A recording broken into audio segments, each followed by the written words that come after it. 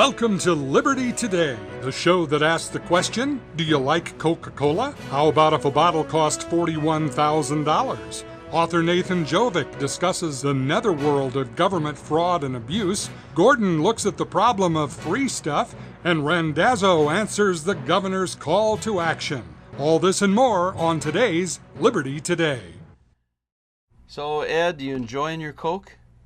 Yes, very much. It's cold and it's a warm day. Well, I'm glad you are, because there may be a time, who knows, in the not-too-distant future where that Coke could be a little bit more expensive. How so? Well, I'm just looking here at my calculator. I'm trying to do some calculations, but let me set the stage for you. Zimbabwe is a country that, when Mugabe took over, was the breadbasket of the nation, Okay. or of the continent. In a short time, with his policies, he had taken it to and their dollar, by the way, was on par with the U.S. dollar. Okay. In a short time, he had taken that country to a place where they couldn't even feed themselves.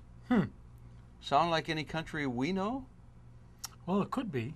It could be. While my brother and I and my son were in Zimbabwe on a hunting trip, and I was struck by the fact that a six-pack of Coke cost at that time $250,000. Ooh, That I'll have to give this up. yeah, unfortunately, that might be the direction many people are going to go if America goes the way of Zimbabwe. Why would I make that comparison? Well, the policies that we see are in some ways strikingly similar to what we saw in Zimbabwe, Ed. Deficit spending? Well, as much as anything, dictatorial government. Oh, that too. Taking from the rich So. and redistribution of wealth. But to whom? Well, I think Mugabe probably kept a little bit of it. He likes Coke too, so he probably kept a little of it. But in redistribution of wealth, destroyed that country. And I'm not suggesting that we are in the exact same place as Zimbabwe, Ed, but I will say while I was there, I bought my wife a $45,000 necklace. Ooh, very That's nice. what I thought. And what would you have bought it for here? Oh, maybe $17. But I was a real hero. Unfortunately, if you go in the grocery store in America right now, if you go to, for instance, buy a jar of Miracle Whip, you're going to pay probably 2 or 2.5 times what you would have paid for it a year or a year and a half ago. I have noticed that I actually do the grocery shopping in my house, and the escalation in the past 6 to 8 months is just shocking. And it just seems to be on us in a way that's stealthy because no one's talking about it. No, in fact, the media will say, and the government will tell us, that we really aren't having inflation. Well, and that's true. We really aren't having inflation if you remove the things that we buy, food and fuel especially, because they take that out of their calculation. Isn't that interesting? I'd call that fuzzy math. I'd call it deceptive. I believe you're right.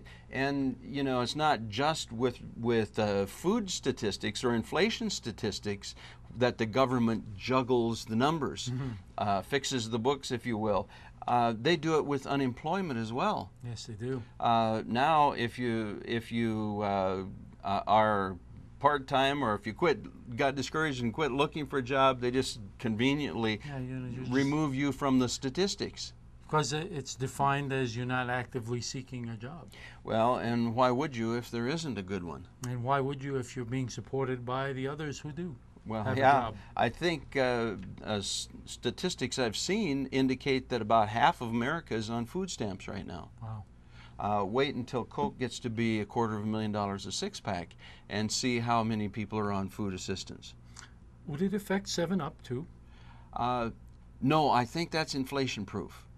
Because it's totally clear You can see right through it, can't Maybe you? it'll have to be 7 million I up. don't know. The sorry part is, ladies and gentlemen, our government is spending us into a nightmare and telling us that we have relatively low unemployment rates compared to what it really is. They're telling us we don't have inflation. Well, I guess we don't have inflation if you remove the most important commodities every family has to have. Food. I use food.